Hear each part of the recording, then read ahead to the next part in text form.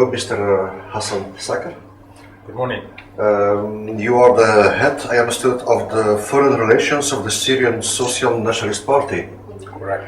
Can you tell me, please, what is this party? What are your positions? What do you defend? First, small brief about the party in terms of ideology. We are a secular party. We are a pan-Levant country. Party we call for Lebanon, Syria, Jordan, Iraq, and Palestine. We are a democratic party. We have elections every 4 years. We have a new president from different religion from a different country every 4 years.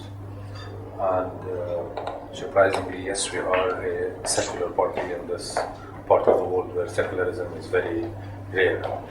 We are a party that has MPs in Lebanon, Syria, and Jordan. MPs in Lebanon? MPs in Lebanon, Syria, and Jordan. Yes. We had ministers in the past. Depends on the government. Sometimes we do, sometimes we don't. Yeah.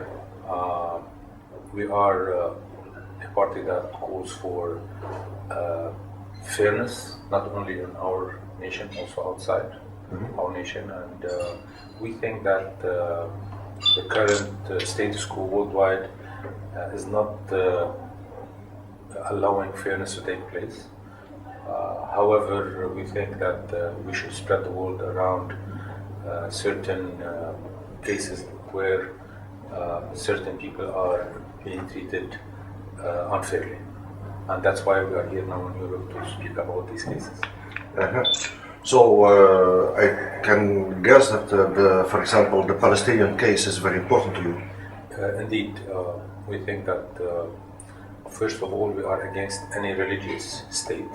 That's a general rule. We are against the ISIS state. Yes. We are against the Israeli state because it's a religious state, and we are against every other religious state. And from that perspective, also we think that the Palestinian people have the right to have their own state, that they have been maltreated by the international community throughout history, and they were always supported Israel, which is not fair, speaking of fairness, and also which is not right. The Palestinian people have been fighting for their sovereignty for the last 80 years, and their scream went in vain, went into the valley, as they say. So we think that the Palestinian people should be given back their rights, and this doesn't happen wherever there is a religious state. We are for democratic states. We are for more embracing kind of states where there is some kind of flexibility for religions to coexist, not for the dominance of a certain religion over the others. We believe in the citizenship, where everybody is a citizen, not a group of people or fanatics rule the rest of the people. So when we speak about the Palestinian state, so you refuse what they say, not my words, but the Israeli state say. For sure. We have a book of a few thousand years, an old book, and in the book is written that this is our land. Well, basically, this book is a myth, and they claim to be that this is their history, which is not true. If you go back into the history, you know that this is a stolen myth from the history of our people, 1,000 years back. From the Adam and Eve to the Noah flood to the Gilgamesh myth. So most of that is taken from the history, and they claim to be their book or their religious book. So for us, Palestine belongs to the Palestinians, not for the people who came from everywhere, from Russia, from Germany. So the West had a problem during the World War II, and they threw the problem on us. And instead of correcting their first mistake against the Jews, they made in the West, they made another mistake against the Palestinian people. And we think that they should correct their problem on their own expense, not on the Palestinian people's expense. From that perspective, we don't have any problem against any Jew, but the problem is against the Jews who came and took the Palestinian land, destroyed the Palestinian history and existence, and they formed a state on the Palestinian people land, and on their blood and their history and expense. So, if some Jews would love to rest or to stay in Palestine, we don't have anything against that. But it should be a democratic state, a Palestinian state, not a state that it is ruled by a religion, regardless of the religion, be it Islam, Christianity, or Judaism. And also, this doesn't mean that we are not kill the Jews. No, that's not correct. Yes. But we think that this is a Palestinian land, and that's the Palestinians' prerogative to say how the government should look like. Yes. So, but I understood that your party doesn't recognize the state Israel, because it's a very hard statement. We don't. It's very hard, and because the statement you can have a lot of enemies in the world. I guess. We never take our stance based on who's our enemy and who's not.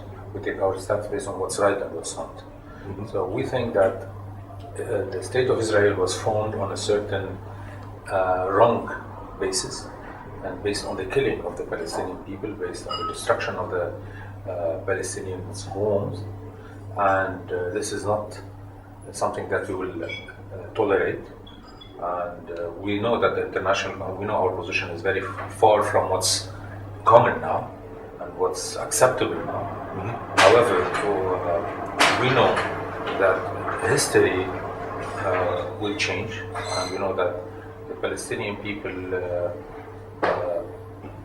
resistance and the revolt against the occupation will make the change in the future. So. We don't see that our position will make a huge difference in the coming few years, but we're very sure that in the future the Palestinian people will have their rights back.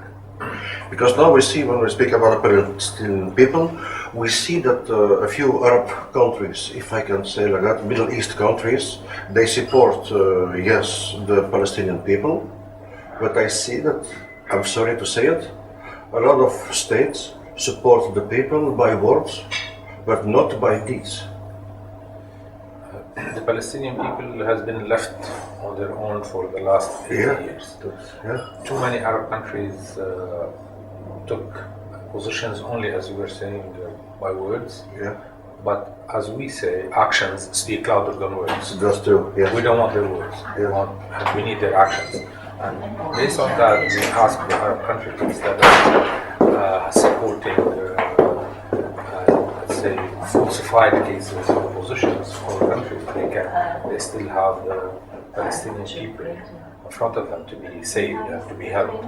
So instead of attacking the Yemen on falsified basis, regardless of that position, we think that Palestine is closer, and Palestine is a clear case of oppression where they could help the Palestinian people. However, we know that most of the Arab regime is there not to stand for the right and fight against the wrong.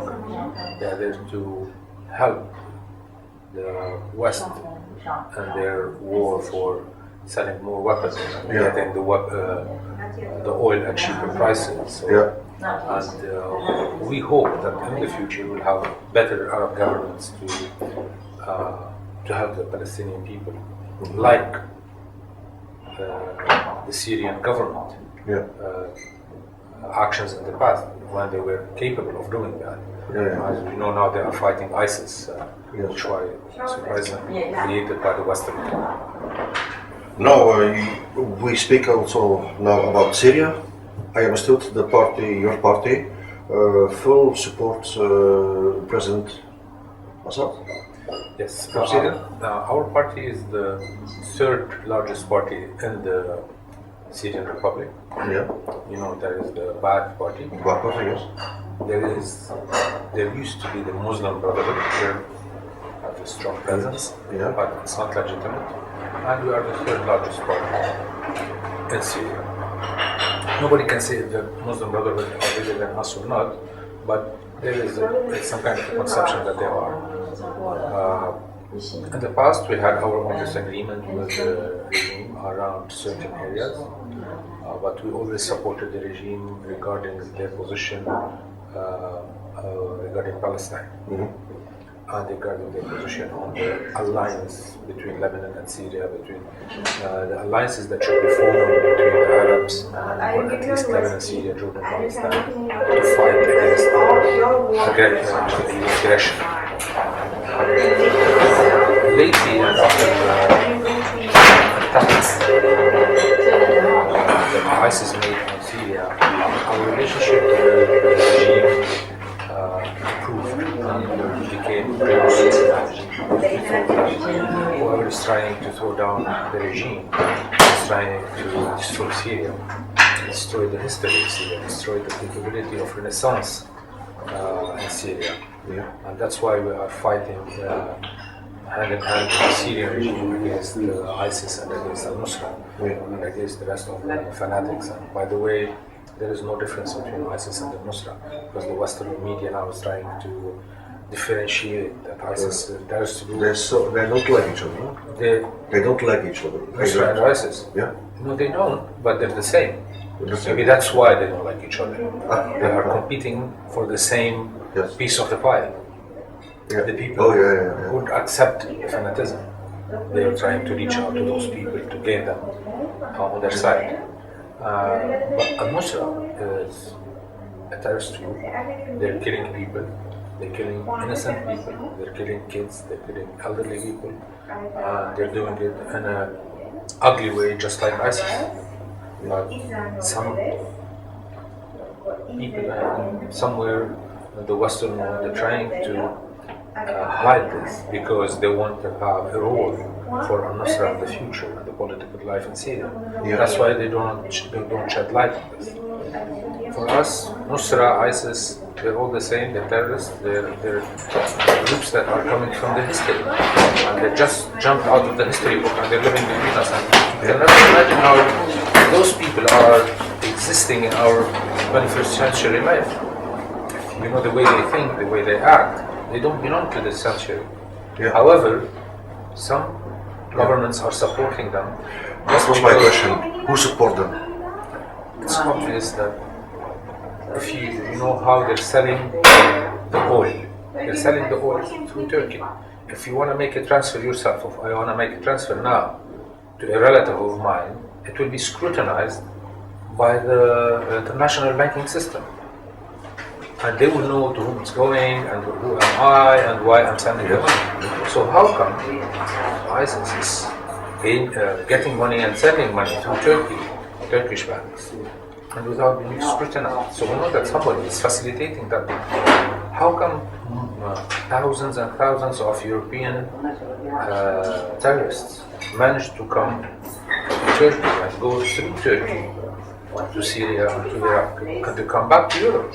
I would say, if I want to be flexible, that in the first couple of months they could have managed to do that without the support of Turkey. But now, as time goes by, we know that there are training camps for them on the Turkish land, and they are being supported by the Turks. And everybody is talking about the Gulf support in terms of financial support. If you look at the international community position, when they made this alliance against ISIS, they formed the alliance when the ISIS approached the Kurds, who are a strategic partner for the West. But now it's been like 3-4 months, we haven't heard of them. And as if they just forgot about ISIS. Now it's all about Yemen. So the West is trying to protect their strategic interests in the Middle East, not destroying ISIS, which happened to be not maybe a strategic interest, but a tactical interest for now to be utilized as a card in the future. So the West is not destroying ISIS, and they're not trying to. And we've heard the stories about US military airplanes throwing weapons to ISIS whenever they are cornered in a certain area. In the Western media, we cannot read such news. The Western media doesn't speak about this. Yeah, that's the freedom of speech and the freedom of media they preach about. We all know that these are these are things that they just say, but they don't want the American and the European people to know about these things, because this way they will discover that they are electing business people, not national people. Those people are there to sell more oil, to buy cheaper oil, to sell more weapons. So they are businessmen, and they are doing business transactions. And sometimes, and most of the times, it happens through killing people. Yes.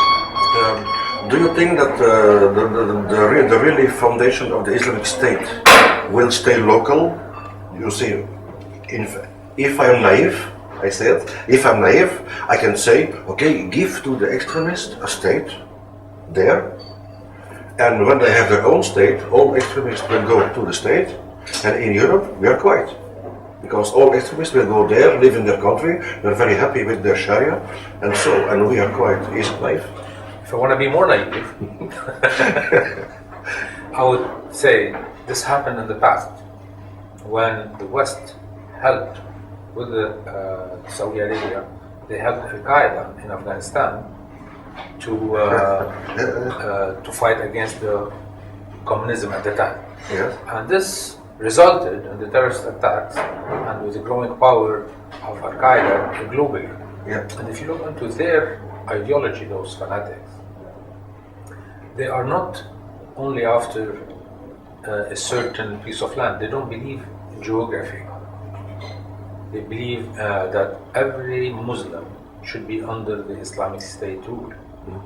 So they will come and haunt you over here. And that's what they say. That's when they preach. They say that every Muslim should be living under the Islamic State rule. So all the Muslims who are living now in Belgium and France and Britain, they should be living under the Islamic State rule. So they are after changing the system here. I'm not saying that they will try to do that tomorrow, but it's on their agenda. Maybe it's not their priority today, but it's for sure on their priority to do terrorist attacks, to ask the European governments to give them support. If they don't give them support, or the support they want, they will do terrorist attacks. And if they put pressure on them, they will surely do some kind of terrorist attack. Also, they want not only to ask the Muslims to live under the Islamic State, but also the Christians and the secular people to either change into Islam, their version of Islam, which is, as we all know, the extremist fanatic type of Islam, or else they'll be executed. And this is what they were doing in Iraq and Syria. They were killing the Christians, killing everybody who does not agree with them on their ideology and their interpretation to Islam. So they are a risk not only to Syria, not only to Iraq, they are an international risk, and the international community, when they decided to throw down the regime in Syria, they helped those fanatics, and now they should assume their responsibility in cleaning this mess. It's not their responsibility to only throw down the regime in Syria and then say, okay, no, we don't see anything anymore. Now it's their responsibility to help in cleaning this mess that they created. So, you confirm that the existence of the Islamic State can be very bad even for Europe, one day. And you started seeing signs. What happened in France, what happened in Belgium one day ahead of that when they caught a terrorist and we hear a lot of news every day in Germany and Britain. So the guys are preparing themselves for so-called the Holy War, and those guys are, excuse my French, stupid enough to do stupid stuff. So we cannot count on their wisdom and their prudence. Yes. We surely do some stuff which are not very logical, or which they do not belong to this century. They will surely do it. The stupid thing is not to know that. I read that the Islamic State has one main goal, and I was surprised for it. They told me our main goal is Russia. Caucasian territory. It's one of the rules. And I think that they want to make in Chechnya and all this thing, they want to make a kind of caliphate. Yeah. If we look at the Islamic State activities, we know that they are being utilized by certain intelligence groups for certain big countries, and they are used as a card and certain political concessions. Yes. What happened in Iraq is a big example when the Iraqi government had to accept the conditions of Saudi and America and to change the Nouri Maliki as a prime minister and to appoint Haider al-Abadi. That was one of the results of the ISIS attack to Iraq. And we know that Americans and Saudis did not like Nouri Maliki because he was a big ally of Iran. So suddenly ISIS invaded 35% of Iraq. And after that, they had to change the government from Malik to Abadi. That was the result of the invasion. Haider al-Abadi had to have an alliance with the Kurds and with tribes that belong to the Saudis as a result of that. So the ISIS invasion to Iraq was utilized for the Saudi interest and for the American interest. And we expect the same to happen in Syria. Because I see that the ISIS has never attacked Saudi Arabia, they don't touch Saudi Arabia, and they never touch Israel. I see that ISIS only attacks Muslim countries. Maybe It's a paradox. this will give us an insight on their background. Because if you look now what they're doing, they're destroying the history of Iraq, Yes. the history of Syria. Yeah. This history which tells a lot about this people, Yeah. about our history. It's our windows to history. And the Israelis did the same when they occupied Palestine, and till now they're trying to hide every historical proof about the fact that this is the Palestinians' land, the Canaanites' land. They're trying to find things that they never managed to find, that this is their land. So if you look at what ISIS is doing and what Israel is doing, you see that there is some kind of a hidden alliance between them. And They are a kind of partners in crime. exactly. Yes. And it would be very irresponsible from the international community to, like what they did when they allowed Israel to do what they did to the Palestinian people, to allow ISIS to do what they're doing now. The only huge difference is ISIS has much bigger ambitions. And for sure, it's not only Russia. They have ambitions in Germany, in France, and Britain, where you have the largest communities that they can attract. And they're working on that, and as you know now there is social media. And they don't need to go there to recruit. They're recruiting through social media. And on top of that, we all know that they exist in those countries, and certain period of time they were sponsored by certain intelligence groups in the West to use them in certain missions in the future. But we don't think that as time goes by, they cannot contain this group anymore, because now they feel the power. They know that they can make certain change even in the European countries. And they will haunt the European countries, if not sooner, for sure later. What is your relation, and what do you think about relations with Russia? We have a very good relationship with the Russian government, and we enjoy a very good relationship with the Russian ambassador in Lebanon and in Syria. And we think that the Russian government is playing a very positive role in the Middle East by protecting the Syrian people from the attacks from ISIS, and the Russian government is playing a huge role by creating a bipolar international community, because when you had the international community being controlled by the US, we suffered a lot on the world. This bipolar system would allow the Palestinian people, the Syrian people, and a lot of suppressed and oppressed people to enjoy more freedom and prosperity and fairness. Also, we think that this is very important for the international order, because even the Europeans need this. Even they don't know it now. But as time goes by, they will realize that the United States no longer care about a strong Europe. It's meaningless to them. Yes, in the past, true. Yeah. in the past, that was important to America. Now, But now it is. so the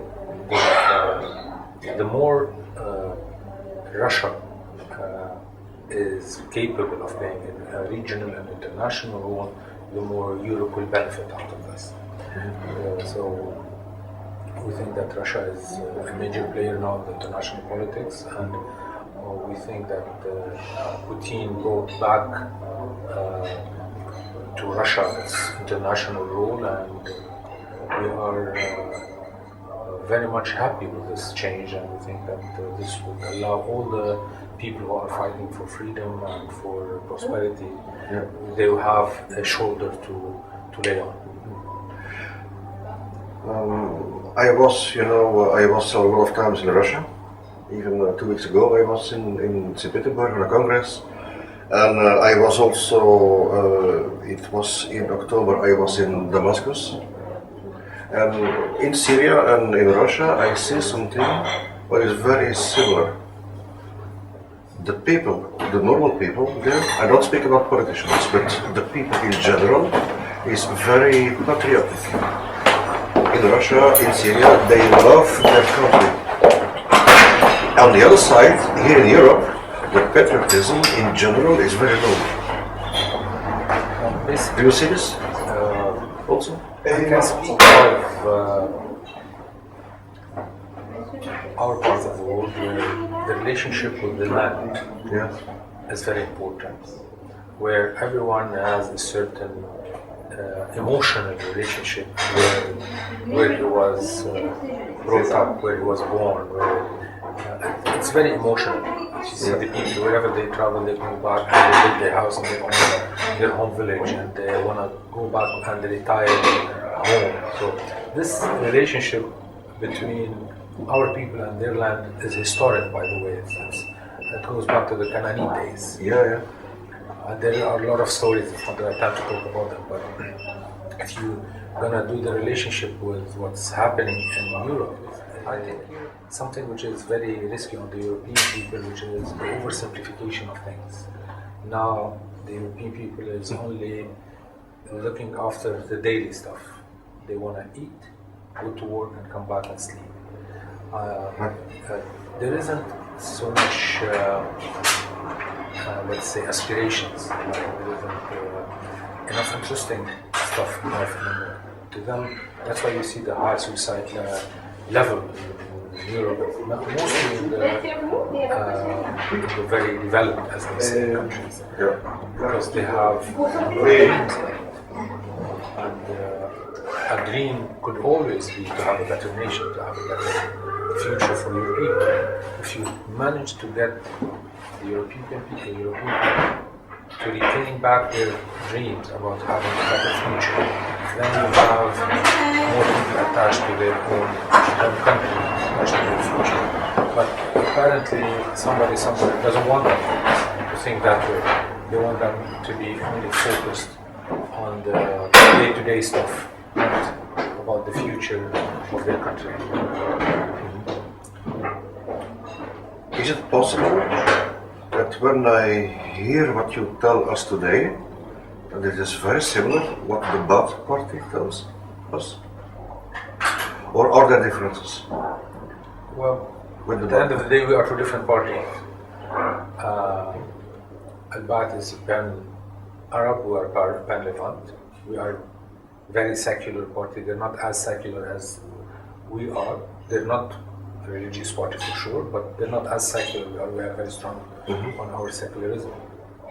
However, we have a strong political alliance with Al-Ba'ath party and with the Syrian regime. What the Syrian government is trying to say is that we are being penalized for the good things we have, not for the bad things. Yeah. So Syria is being penalized for not being religious. Syria is being penalized for their stand regarding the Palestinian rights. Yeah. So, because if you look at the rest of the Middle Eastern countries, they're not democratic. Syria is more democratic than Saudi, that's for sure. It's true, yeah. And in Syria there is more freedom of speech, Yeah. more than Saudi. In Saudi you're not allowed to even talk on politics. Yeah. Still, the Western world, they managed to find the GCC countries as a perfect ally for them, but they still think that Bashar al-Assad is not. So here we can obviously see that there are double standards, and we all know that it's not about freedom of speech, it's not about democracy in Syria, because in Syria we have parties. Our party is one of them, and we are not pro-Ba'ath, we have our own thoughts and ideology and political stance. And in many instances we took positions not in alliance with the Ba'ath party and the Syrian government, and nobody told us anything. So there is a room for democracy, there is a room for freedom of speech, while we don't have that in the rest of the GCC countries, for example. So there is a hidden agenda, and the hidden agenda, as we were saying, it's about the Palestinian cause, it's about the religious wave that they wanted it to happen in the Middle East, which we might reach Russia one day, because there is this Cold War which is being heated now. Yeah. Okay, and if the last question maybe, what do you want to say to the people who will watch this video? Your last message to the people. The last message is life will have a lot of new meanings when you have dreams, when you have aspirations, when you have public goals. It's not very interesting to live a life where your dream is to have breakfast and lunch and dinner and to go to work, and on Friday night to have a couple of beers and sleep the rest of the weekend, which is good to have a couple of drinks, that's a different thing. It's good to have, it will make you feel better about yourself, it will make you more proud about your achievements in life. So I can ask the young generations to try to have a dream, because this dream will make you feel better. You will have something to look forward to. You'll be motivated. It's like a career. Yeah. Also, you have to manage your life as a career. Yeah. This way you will live proud and happy instead of being just avoiding your future. You'll be looking forward to it. Thank you. And you're here in Belgium, and the northern part of Belgium is Flanders, and so. And we were thinking about you, and I have a gift from you first. This is a Flemish beer. Thank you very much. I tried it yesterday. And please.